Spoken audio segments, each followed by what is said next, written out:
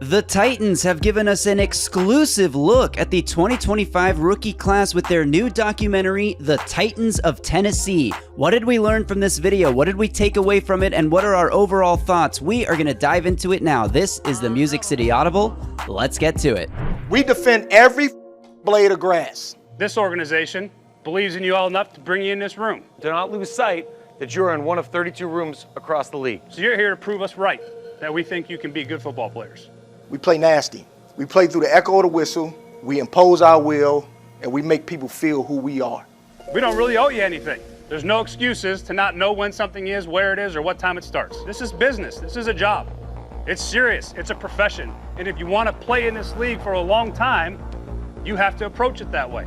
Does not matter how you got here. From now on, the work starts. If you are not a tough guy, you do not belong on this defense. Welcome everyone to another episode of the Music City Audible podcast presented by Sinkers Beverages, the premier wine, spirits, and beer store in East Nashville. In partnership with 440 Sports, I'm Justin Graver. With me, as always, Justin Melo. Justin, that was the trailer for the Titans of Tennessee. Is that what it's called? The Titans of Tennessee video that the Titans dropped. They put the full trailer out a couple days before they dropped the full video, and or they put a little snippet and then they put that trailer and then they dropped the full video on Thursday morning, and we are here to react and give our thoughts. And I asked for your guys' thoughts on social media. I'm going to read some tweets here about what other fans thought, but what broad takeaway, did you enjoy this video? What did you think? Yeah, I really enjoyed it. You know, fun little 17-minute episode, almost like a web series, if you will, because it seems like the indication is there's going to be more of this style of content coming. So a fun 17-minute, docu-style video that I enjoyed. You know, some of the stuff we had seen already, of course, the phone calls, Cam Ward, Alec Io Manor, but some great stuff, from rookie minicamp, OTAs, really good, peek behind the curtain at OTAs as these rookies get acclimated. Yeah, so we're going to go through what we thought of this thing here. But reminder to subscribe to the channel, Titans Diehards Only. We're your podcast. If you're a Titans diehard fan, this is the podcast you should be listening to every time we drop a new video. And you can only do that if you subscribe and turn on notifications so you get an alert when our videos drop. And drop a comment below. What did you think of the Titans of Tennessee documentary, that the video that the Titans put out? Justin, can I start with a critique? I don't want to start with a critique, but I want to end negative. I want to end on a good note. So I'm going to get my one critique out of the way, and then we'll talk about what we loved about this video. My one critique is that trailer really made me think this was going to be a Hard Knocksy style, lots of meeting rooms, lots of, this was what we saw in that 45-second trailer. That was almost all of the Titans talking in meetings that we got. Now, we did get an extended look at Dennard Wilson, which we'll get to in a second. But for the most part, that was kind of we didn't get a lot more from Callahan. We didn't get a lot more from Nick Holtz as far as what it's like to be in the meeting room with the Titans, which to me, that's one of my favorite parts, because that's some of the access that we never really get as fans outside of Hard Knocks, outside of documentaries like this that the team puts out. So I enjoyed seeing Callahan talking to the rookies about being a professional and how important this all is, and Nick Holtz as well. And we'll get to Dennard Wilson, who we did get more from. But that's my one critique, is this was kind of presented as it's going to be a little more documentary of what's actually happening. And it was, in reality, I think, majority interview quotes and a lot of stuff that we had already heard. However, I will say I like the way that it was edited together and the way that they presented the full documentary. Just like they teased me a little too much with the trailer. Well, that's like any good movie, right? Like they want to put some of the best parts in the trailer to make sure they grab you and that you're going to go watch it when it drops. And that's probably what they did here, but still a really enjoyable, 17-minute exercise. I would like to start with Dennard Wilson here, and this is a tweet from Bill Seagroves, who replied to my tweet saying, "Great insight into the class, but also very cool to see how the coaches approached them. I'd unalive a man for Dennard Wilson." Now, Dennard Wilson's spiel that was presented in this video, I agree. I'd run through a wall for this guy. I really liked the speech that he gave about what it means to be a Titan. Yeah, I mean, look, Dennard, I said it, 2 episodes ago by total fluke. I said how much I like Dennard Wilson and how much I want to see him succeed because it feels like he's got the right makeup. And let's be honest, like when we see Callahan on camera, when we see Nick Holtz on camera, this has nothing to do with how good they are at their job, right? But I don't know how much they excite you when they're speaking on camera, the fan base, at least when they're speaking on camera, right? They're football nerds through and through, and sometimes that's not always the most infectious personality. Dennard Wilson played the game. He played the game at a high level. You can just tell he's a guy that gets it, right? He thinks like a player. He acts like a player, and he knows how to communicate with his players. So I'll be honest. There were 3 parts that I really, really liked in this episode in general. And number 1 for me was that deeper look into Dennard Wilson in the meeting room. I thought it was fantastic. Yeah, and he came up with a little acronym for what it means to be a Titan, where each letter of Titan stood for something. And what he said was the first T is for tough. We're going to be a tough team. Second letter I is for intelligence. Next, the T is for together. A team that doesn't, what did he say? A team that doesn't play together doesn't win, or he said it way better than that. I can't remember the exact quote, but it was. That's why you're not a DC and he is. A team that's not connected is a team that doesn't win. I think that's what he said. The A was for aggressive. They're going to be an aggressive attacking defense. And the N was for nasty. He said, we play nasty. And I really think that, it's a little bit, when he first started rattling through the letters, I was like, it's a little bit corny to do the whole letter acronym thing. But as he was going through it, he sold me almost immediately. Just his energy, like you said, is infectious. And did you notice that he said, there's a little quirk I picked up on, we play through the echo of the whistle. You don't just play through the whistle. You kind of want to ride that fine line between being tough and being dirty, or if there's an extra half second in there, you play through the echo of the whistle. I thought that was pretty fun. Yeah, I agree. All right, let's move on to another comment here from Bo B. I think the production team did really well with putting that together. Enjoyed seeing some sides of Callie coaching and not coach speak at a presser. The more behind-the-scenes work they do, the better. It helps out the Titans. Just really enjoyed it. I agree with this as well. I liked seeing the side of Callie in the meeting room, like I mentioned, but one of my favorite moments was really short, but really cool, was him telling Cam Ward about basically how the rules of substitution and huddling work at the NFL level. He's like, hey, when we're subbing, step back out of the huddle, because otherwise, if you're huddling up before the substitution, you can get an illegal substitution penalty for that. So he's like, hey, before the sub, when guys are subbing in and out, step out and be out of the huddle before you get in there. It's like a super small little detail, but it's like, look at this. I love seeing the little details of how they are coaching Cam Ward and getting him ready for the NFL level. Well, I'm going to move on to something speaking of coaching in general. And yes, Mike Vrabel used to get a lot of credit for knowing the rule book here, right? I would wager that Brian Callahan probably knows it as well as just about any other coach in the league. And we don't always get to maybe see it, but that was a great behind-the-scenes look at him. And look, the way refs are calling the game nowadays, someone's going to get an illegal substitution penalty this year, right? Like they're calling stupidity nonstop. Remember like the illegal formation this past year that ran wild? Like someone's going to get an illegal substitution penalty, and it won't be the Titans because Brian Callahan reminded Cam Ward at OTAs or rookie minicamp whenever that was shot. Speaking of coaching and coaching up, one of my favorite clips in this episode, in all honesty, probably something that went a little under the radar, but Jackson Slater, who you all know I am infatuated with. A lot of us are here within our circle are infatuated with. Shout out to our guy Stoney Keeley, who's also a big fan of that pick. There's one moment where he's got your typical O-lineman quote, right? Where he says, best part about football is moving a guy against his will, point A to point B. I've heard that so many times, but I always love it every time I hear it. And then great editing, they cut to a clip of him getting coached up by Bill Callahan on the field, which we always need more of. We need more of Bill Callahan coaching these guys up. We need those clips out there. And Bill Callahan, I don't want to say gets on him, but isn't overly satisfied with his first rep. He's on the sled. Not overly satisfied with the first rep, coaches him up, and you see Jackson Slater correct it immediately. That second rep, Bill Callahan's really pleased with that rep. I loved seeing that one. That clip. Yeah, the little details of like where your elbows go, like get your elbows back really to the lower back of your part of your back or whatever Bill Callahan said. It's really cool to see. Yeah, like you said, the details of the coaching. I'll move on to something else here. I'm going to read 2 comments back to back. The first one from Rob Campagna. He's got the Canadian my buddy. flag. He lives out here in the GTA. Yeah. That's an Italian last name if I've ever heard one, Rob. I know you're Italian. I know the GTA, we're full of Italians. That's an Italian last name. Go Portugal, Rob. So Rob said, It's so good. The phone calls are always great.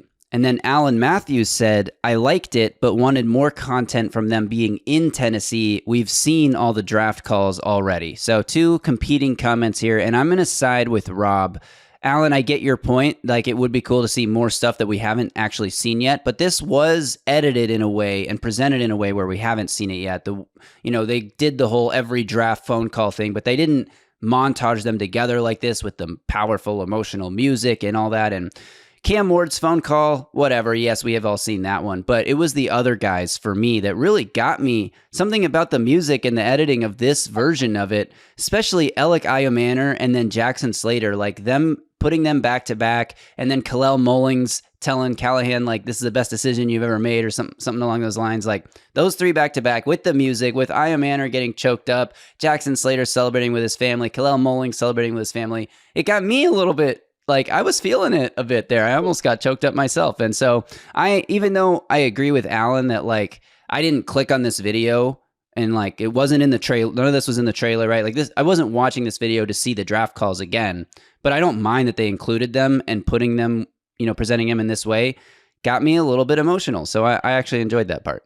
Well, I'll say this. I enjoyed all the Kalel Mullings content. There's a bit more. We haven't really seen him, right? We don't know much about him. So I enjoyed all the Kalel Mullings content. A couple moments he had throughout this episode. The Alec Iomanner one, like, as you know, or I know, he's Canadian, right? He's from Medicine Hat, Alberta, Canada, which I guess the major city would be Calgary, near Medicine Hat. Like, look, I'm going to be honest. I'm a big city bougie kind of guy. You wouldn't catch me dead in Medicine Hat, Alberta, Canada. I'm just going to say it. It's a really small country town. It's a small country town of Canada. So to come from the NFL out of Medicine Hat is pretty rare, I imagine. And the reason I say that is, like, that clip of him at the house, I've probably seen it more than you have, because you might have noticed it said courtesy of TSN Sports. Yeah. You guys don't have to. TSN's like our biggest sports broadcast. It's our version of ESPN, or one of our biggest Canadian sports broadcasters here in the country. So I've seen that clip so many times on TSN this year because he's Canadian and got drafted. They've shown it on a couple of shows, so I've caught it in passing, funny enough. So I've probably seen that clip more than most Titans fans have. But yeah, again, him coming out of Medicine, I've been working on a story for a couple of weeks. I'm going to circle back to it, where I actually got together with the guy who discovered Alec Iomanner in Medicine Hat, Alberta, Canada, and sort of helped bring him up. And he's had this guy, he essentially runs his own scouting company out here.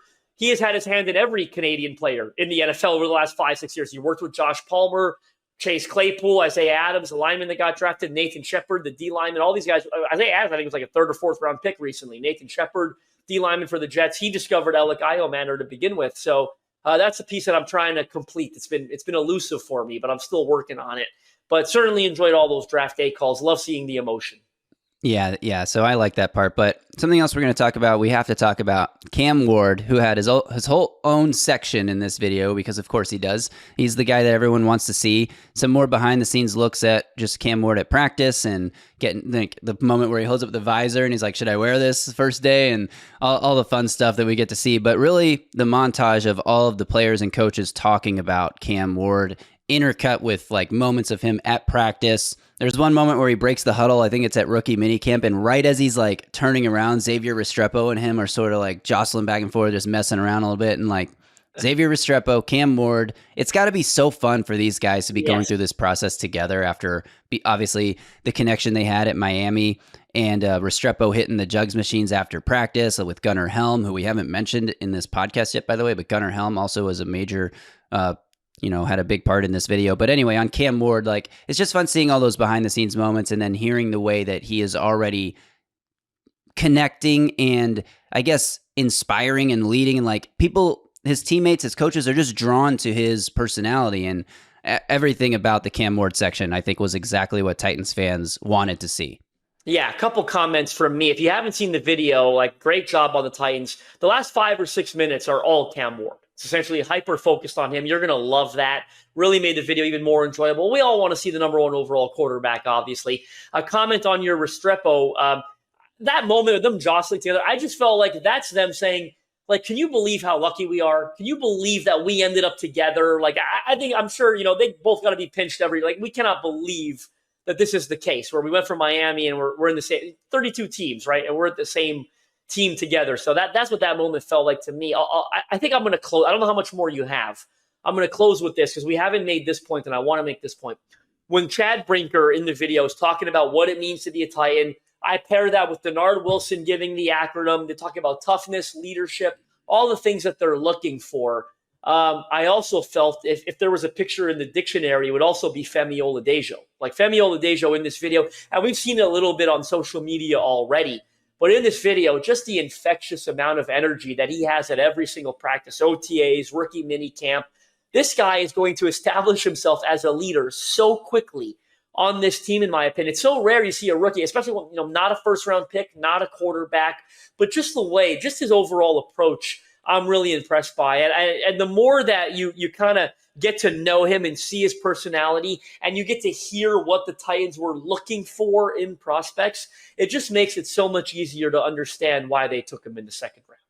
Yeah, and I think it's not just the energy, but it's the positive attitude combined with the uplifting energy. It's like always a big ass smile splattered across his face. Like he's just happy to be able to go out there and live out his dream. And I think he said something to that effect in the video. But on that note, the whole montage where they asked each of the rookies to define themselves in describe their play style in 3 words, and a lot of overlapping words coming out, a lot of words that overlapped with what Chad Brinker said they were looking for in a Titan. And then you have Brinker on the podium from, I think, draft night or one of the first nights of the draft. Maybe it was the full draft recap press conference where he says, like, in future drafts, you guys are going to be able to identify guys that we are interested in because you're going to understand what we're looking for in a Titan. And I thought that actually, it came together really well the way they edited it, because these guys are all calling themselves the same words and they're overlapping with the words that Brinker is describing them as. And now they're all here. You can tell that there are definitely shared characteristics in this draft class. And that was the last thing I wanted to hit. So I'll close with this, Justin. A few more comments from my tweet. Fantastic, need more. That comes from Shane. Titans of Rohan says, it's fantastic, great production, intimate look at the process and the players. More of this, please. I agree with that as well. And the last one, I loved watching this, from Two-Tone Blue Blood. We don't get enough inside access to the Titans like this, so I hope there are more episodes forthcoming. I've always wanted the Titans to be on Hard Knocks, but a weekly episode like this may be just as good. And if you're wondering, Nate Bain, who is, has been on this podcast, I'm not exactly sure what his role is at the moment, but he's been director of influencer marketing and he's been director of social media there for the Titans. He quote tweeted the video and said, Content Squad is evolving. First of many stories coming this season. So if you're one of those people who wants more of this, this is the first of many. There will be more. And that, as a fan and someone who covers the team and someone like me who makes videos about the team and needs as much access to footage as I can get, I love this. This is amazing. Really excited for what's to come. Shout out to Nate Bain and the whole squad. Terrific work. Yeah, so thanks to everyone for tuning in. Remember, we're brought to you by Sinkers Beverages, the premier wine, spirits, and beer store in East Nashville. Check the link in this podcast description to join the In Crowd for free and exclusive perks. And also linked in the podcast description is Titans of the South, the re-release 1,000 copy limited run here that Justin Melo's put out. It comes with an exclusive Illustrator playing card of the Titans' new starting quarterback, and it is 33% off at the website titansofthesouth.com. That's just $20 for a beautiful coffee table book. Anyway, let us know in the comments what you thought of the Titans of Tennessee. Why is it so hard for me to remember that? The Titans of Tennessee video that the Titans put out. Drop your thoughts in the comments below. Remember to like the video, hit subscribe, ring the bell, get a notification when we drop a new video, because we will be back next week for more stuff. I don't know what yet. I'm still working on the VR video, Cam Ward's new virtual revolution, and hopefully I can make some progress on that. But until next time, any last words, Justin, before we sign off? No, you guys stay safe out there and tighten up.